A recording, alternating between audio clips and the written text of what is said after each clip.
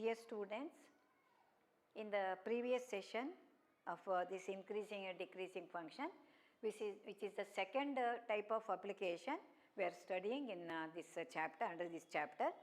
I had given you the theory part of that one and had worked out a few problems in which I showed that the given function was increasing or strictly increasing, like that.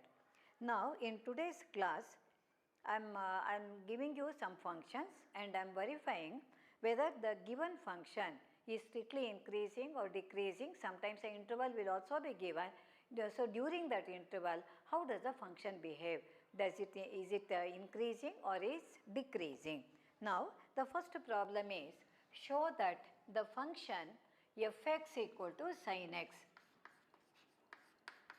I am just dictating, telling the problem, this is a function. Show that the function fx equal to sin x is strictly increasing, is strictly increasing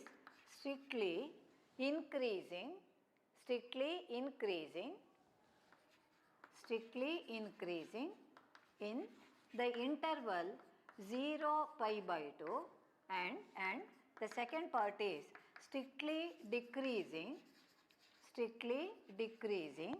in the interval pi by 2 comma pi. Of course, I am considering the open interval in both the cases. So this is what you have to prove here. That is, the function is strictly increasing in the first one. 0 to pi by 2 means it is in the first quadrant, but it is the open interval I am considering. And in the second quadrant, again it is an open interval, pi by 2 pi, it is strictly decreasing. Now here, the third part is also there. It is neither increasing nor decreasing in the interval 0 to pi. So there are three parts in the problem. Okay. Now you have to solve such problems, we use the statement of the theorem. Of course, in the previous session also, for two problems I made use of the statement of the theorem. What does the theorem say? If f dash x is greater than 0, that is positive, then fx is strictly increasing. If f dash x is less than 0, that is negative, then fx is strictly decreasing.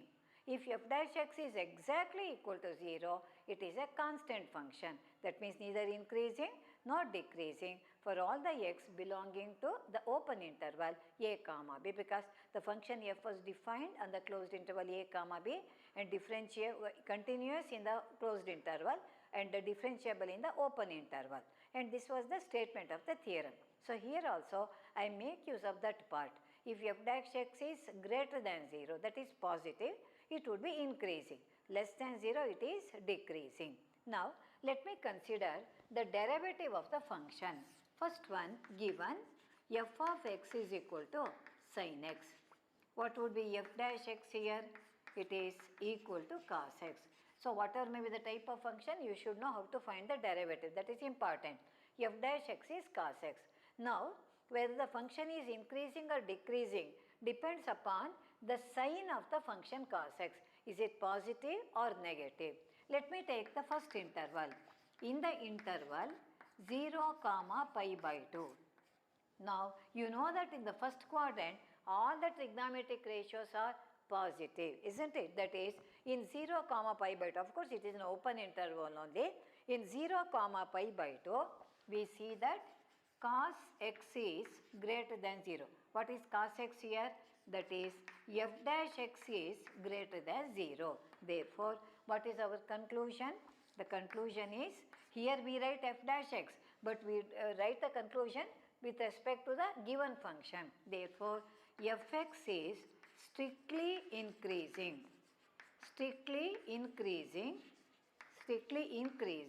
in the interval 0 comma pi by 2.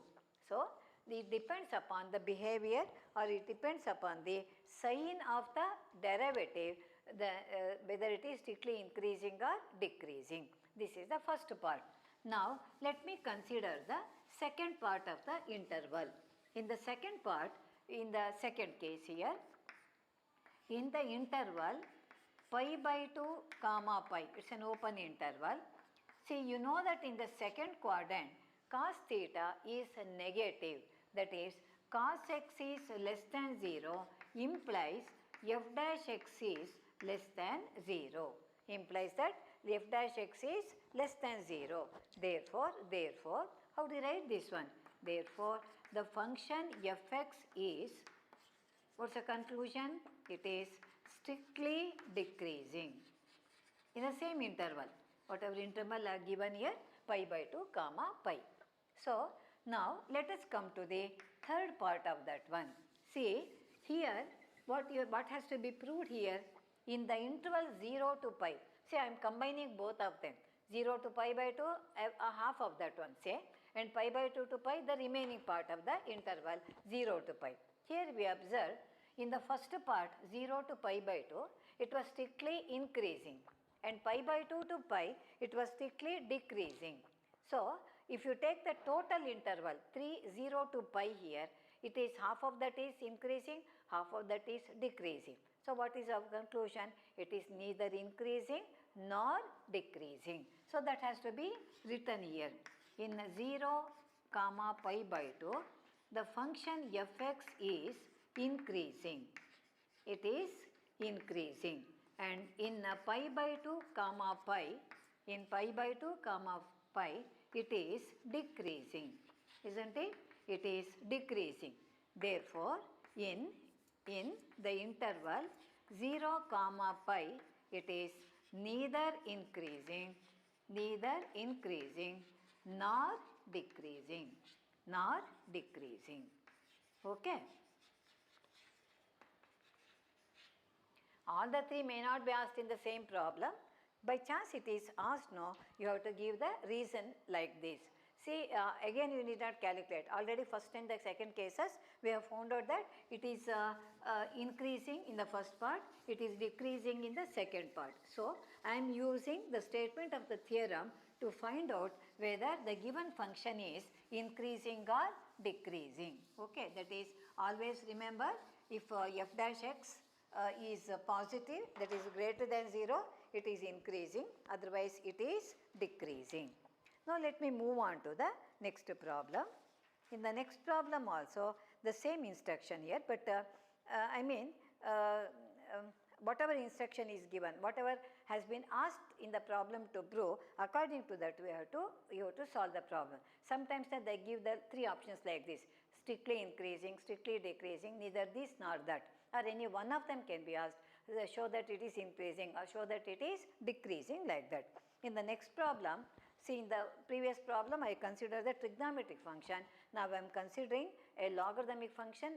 It's a combination of logarithmic function and also an algebraic function.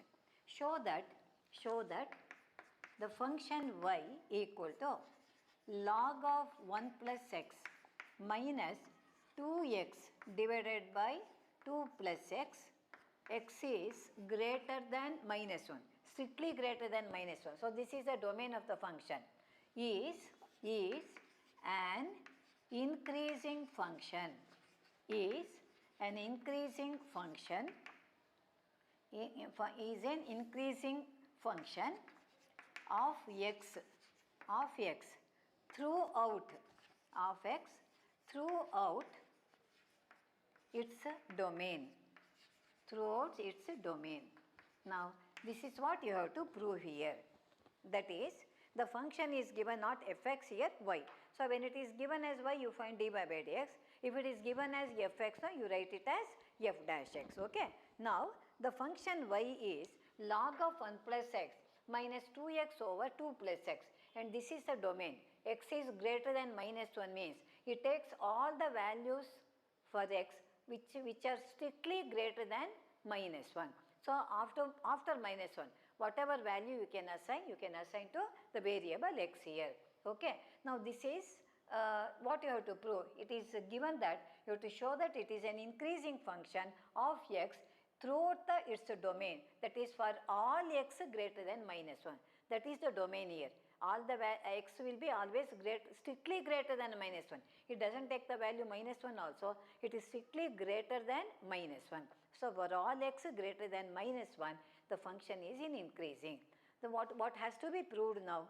Y is given, that means the first derivative, that is dy by dx, should be, you have to show that it is greater than 0. You have to show that it is greater than 0. Then we can say that it is an increasing function. So here start with the function and then try to find the derivative. So you have to use the knowledge of differentiation here. Differentiate with respect to x. Now log of 1 plus x. Log of anything is 1 over that one. It is actually a composite function. For 1 plus x, the derivative is 1, so I am not writing that one. Okay. Minus, here you observe it is in the form of a quotient, so to apply the quotient rule, because we are having a minus sign, I am writing inside the bracket. Denominator 2 plus x into derivative of the numerator 2 into 1 minus the numerator 2x into derivative of 2 plus x is 1, whole thing divided by the square of the denominator. So I have used the chain rule, I have used the quotient rule here. Now let me simplify. 1 over 1 plus x. Even as it is, we cannot decide whether it is increasing or decreasing. We have to simplify that one. So minus, remove the bracket, 2 into 2, 4.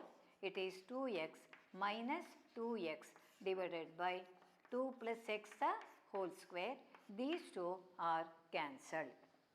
Therefore, dy by dx is equal to 1 divided by 1 plus x minus 4 divided by 2 plus x the whole square. Now this is the basic arithmetic. How do you solve this one? You have to take the LCM. LCM being the product of the denominators, that is 1 plus x into 2 plus x the whole square.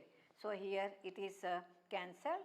1 into 2 plus x the whole square minus 4 into this number, this expression, 4 into 1 plus x. Now let me simplify further.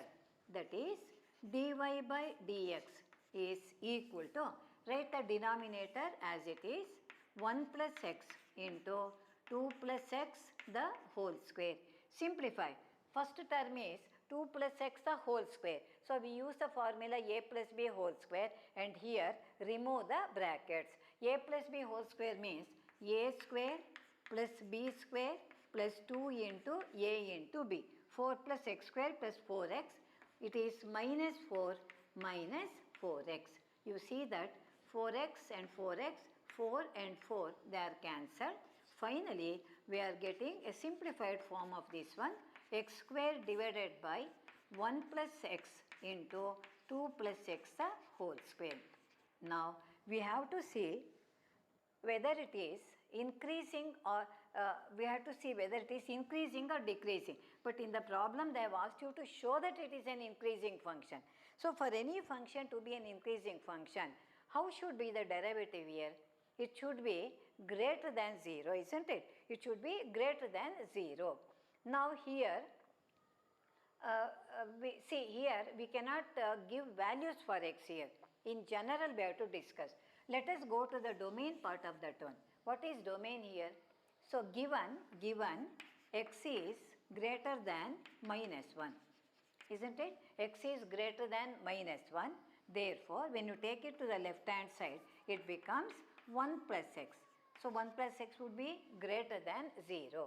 So this is greater than 0. That is why this domain is given, because we would be getting 1 plus x.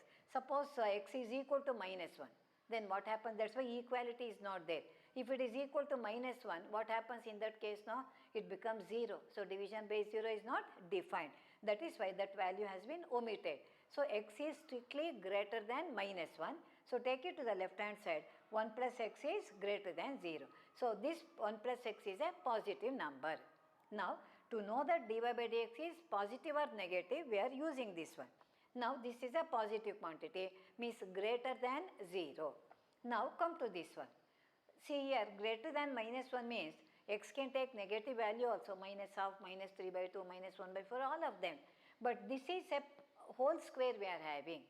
Whole square means whatever may be the sign of this one, of course it would be less than 2 only, it becomes a positive number.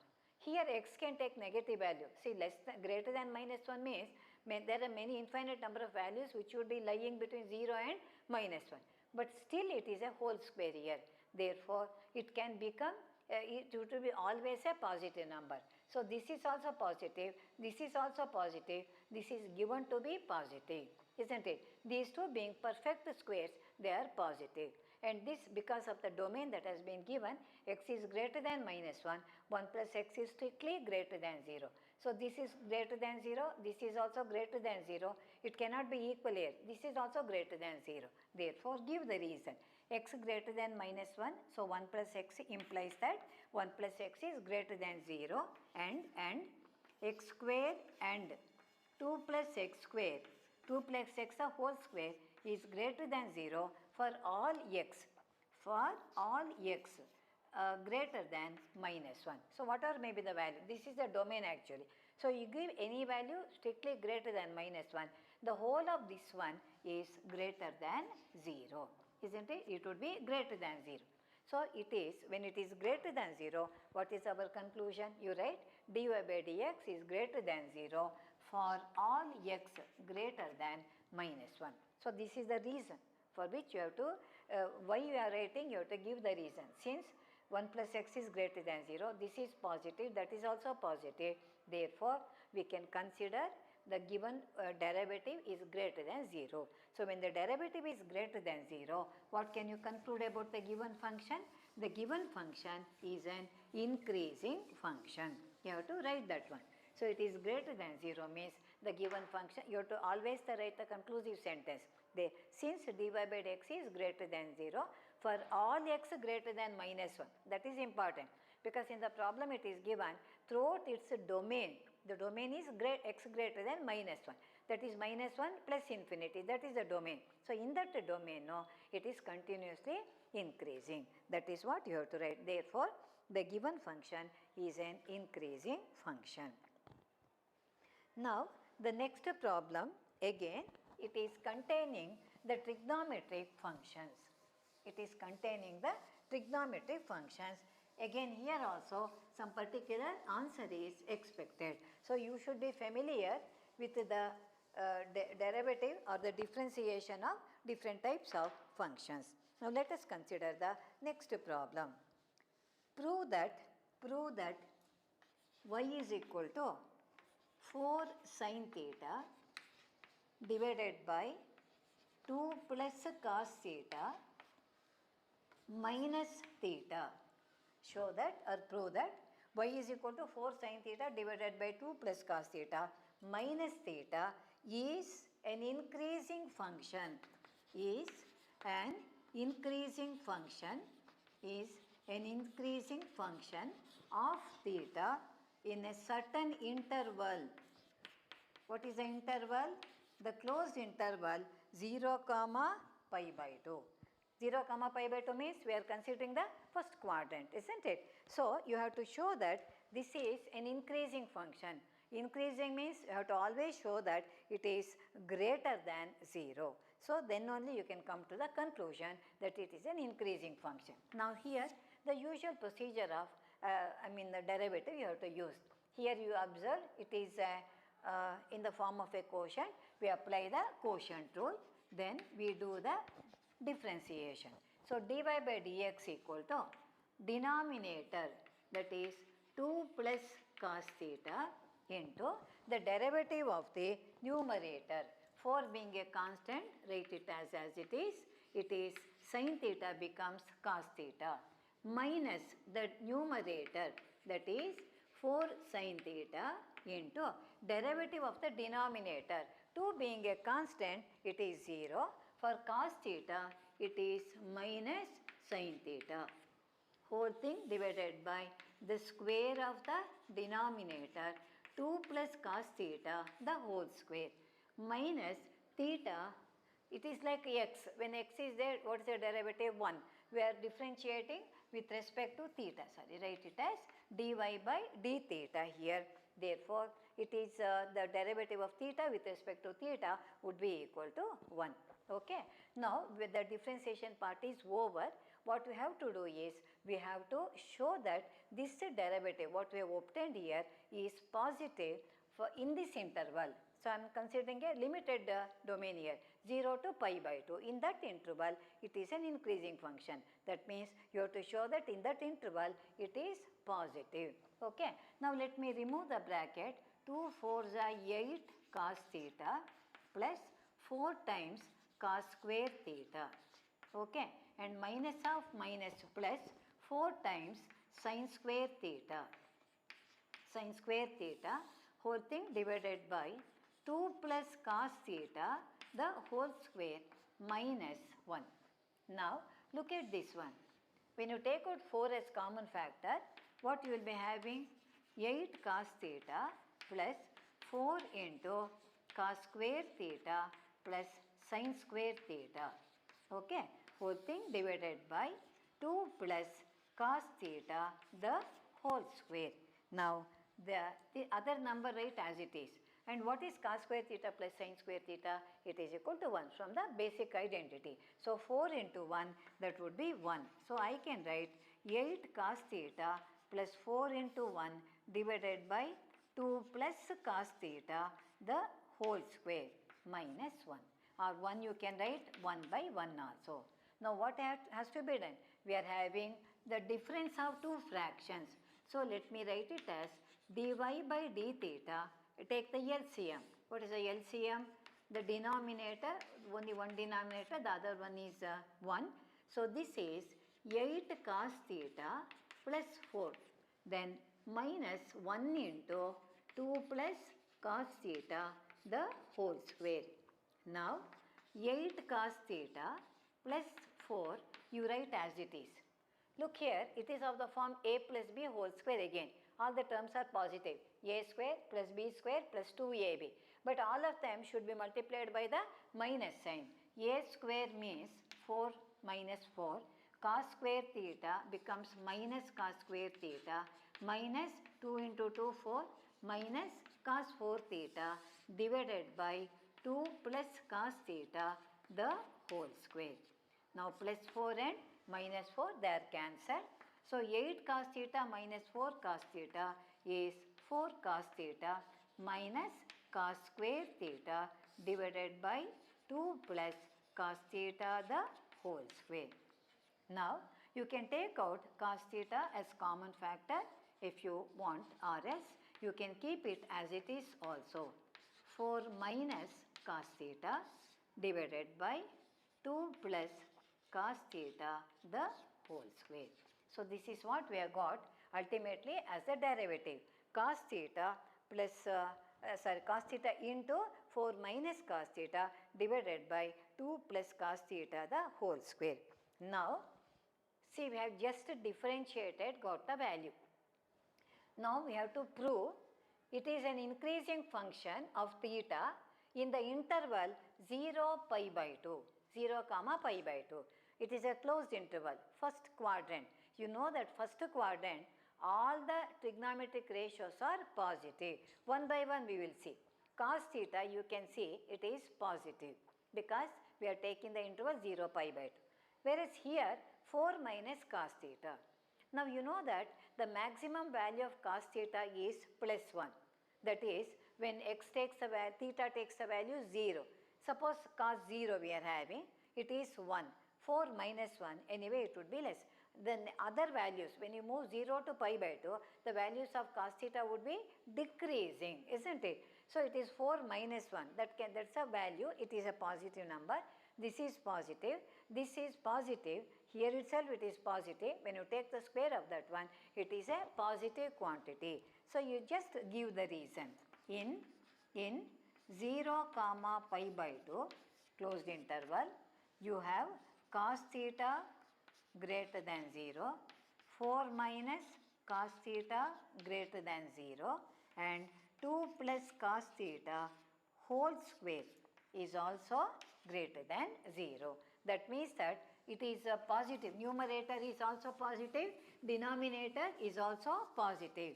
So when you apply that to the derivative here, you observe that for all the values of theta lying in the interval 0 pi by 2, dy by d theta is greater than 0. So to write the conclusion, dy by d theta is greater than 0 for all theta belonging to the interval, closed interval 0 comma pi by 2. Whatever value you give between 0 and pi by 2, any value, always it would be a positive quantity because first quadrant all of them are positive. So cos theta as it is positive, denominator positive, 4 minus cos theta also will be positive because the maximum value of cos theta is 1, which is attained at the point 0, x is equal to theta is equal to 0. Therefore, the entire expression on the right hand side is positive, means the derivative is positive. Therefore you write the function y is increasing. So increasing in the interval 0 comma pi by 2. So this is how you have to write the conclusion. So always when it is given, when it is asked to prove that it is increasing or decreasing, you have to find the derivative. So in all these problems, I am using the statement of the theorem. See, so far whatever problems I worked out in this session, for all of them, the statement of the problem is important. So first derivative positive, it is increasing. First derivative negative, it is decreasing. First derivative 0, it is neither increasing nor decreasing, or you call it as a constant function. Now, let me move on to the next problem. Prove that the logarithmic function, they have not given the function, it is given in words here. Prove that the logarithmic function is strictly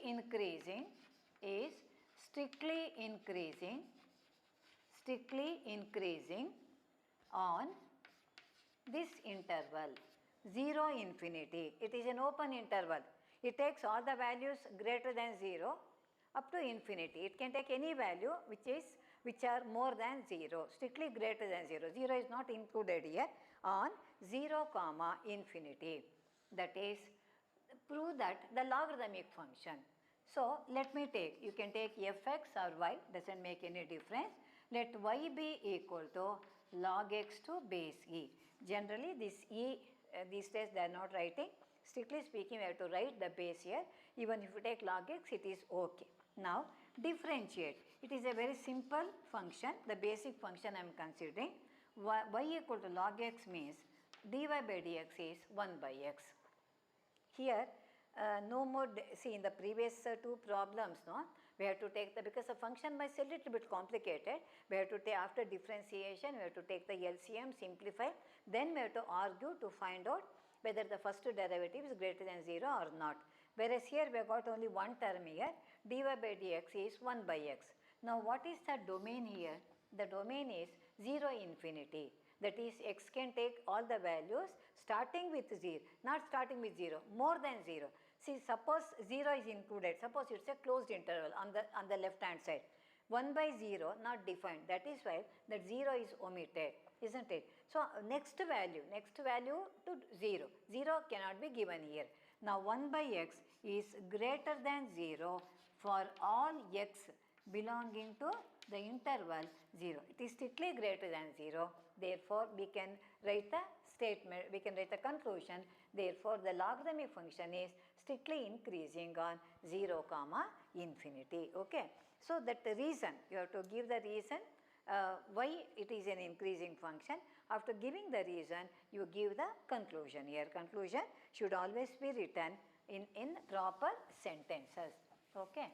Now we move on to another problem. Now the next problem,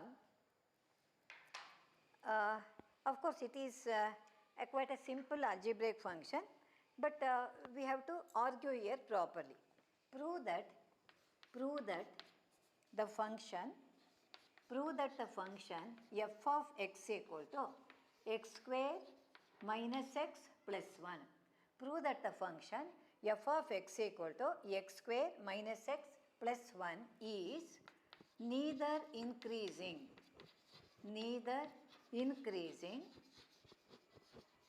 nor decreasing, neither increasing nor decreasing in the interval minus 1 comma 1, in the open interval minus 1 comma 1. Now, here it is quite a simple polynomial function which has been given to us, f of x equal to x square minus x plus 1. We have to show that if when you take the whole interval, it is an open interval, minus 1 plus 1 not included, all the values lying between minus 1 plus 1 could be assigned to this one. We have to show that in this interval, the function neither increases nor decreases. I mentioned when I started this topic in the previous session, see, when you take always the increasing decreasing, it is defined in a certain interval. If in the interval, if it is continuously increasing, we call it as increasing. Continuously decreasing, we call it as a decreasing function. Half of that increasing, half of the decreasing, we say it is neither increasing nor decreasing. Correct? Now here, first let me consider the function and find the derivative. X square minus x plus 1. What would be f dash x here? X square becomes 2x and this is 1. Now, see here, of course, the next type of problems I am going to work out, we will be following the same procedure here. Now, you know that if this first derivative greater than 0, it is increasing. Less than 0, it is decreasing. Suppose it is equal to 0, then we say it is a constant function. So, what I do is, I equate the first derivative to 0. That is 2x minus 1 equal to 0 implies x is equal to half. Now, you take this interval. I show with the help of the number line, it would be easier. See, suppose this is minus 1 and this is plus 1. Okay, minus 1 plus 1, this is 0. Of course, it is not included. You have learnt about this in first PUC. We write small circles. If you shade, it is included. If you don't shade, no, it is not included. It is excluded. So, I am taking this interval minus 1 plus 1. Now, x is equal to half. See, it comes somewhere here, isn't it? X equal to half. Now, this interval minus 1 plus 1 could be divided into two intervals, minus 1 to plus half to plus 1. In these two intervals, we can study directly. If you take minus 1 to plus 1, you have to go on giving values. Which value you can give, how many values you can give, it is not possible. Therefore, we divide the interval into two parts here. In each part, we will see how does it behave. Then we will know whether it is increasing or decreasing or neither. Okay. Now, x is equal to half. You write this one. The interval minus 1 comma 1 can be divided into two intervals. First one minus 1 half. Always take the open interval. Half, if you take exactly half, it becomes 0. So, we cannot say whether increasing or decreasing. And the other one is half comma 1. Okay. First point to that point to last point. So, minus 1 comma half plus half comma plus 1. Now, in these two intervals, let us say whether it is increasing or decreasing. One by one we will consider. Now, first interval in minus 1 comma half. How do you know whether this is, what is f dash x here? F dash x is 2x minus 1. That is what we have calculated here. F dash x is 2x minus 1. Now, we should find out whether it is greater than 0 or less than 0. So, depending upon that one, we can conclude it is increasing or decreasing. Now, we are taking only this interval. Some random value you give for x here. See, that need not be shown here. I am just showing here. Suppose I give x equal to 0, because 0 lies between minus 1 and plus half, isn't it? I give a value x equal to 0. What happens to this one? 2 into 0, 0 minus 1. That means that f dash x, see in this interval, it is less than 0, negative, isn't it? F dash x is less than 0. Suppose you give x equal to 0, 2x minus 1 is 0 minus 1, that is less than 0. Some random value I am given. Any value you can give. 0 being easiest, no, I have given because it lies between minus 1 and plus half. So f dash x is less than 0. That means what can you say here? F of x is strictly decreasing. Strictly decreasing. Strictly decreasing, isn't it? Or if you simply say decreasing also, it is okay. Next is you take the second interval. What is the second interval? In the interval half comma 1. That is one interval, we have seen that it is strictly decreasing. You take the other interval half comma 1. Now what is f dash x here? F dash x is 2x minus 1. Now here it was easier, I gave the value 0, so I could show that it is negative. Here between half and 1, we will give some value, a fractional value. We have to give fractional.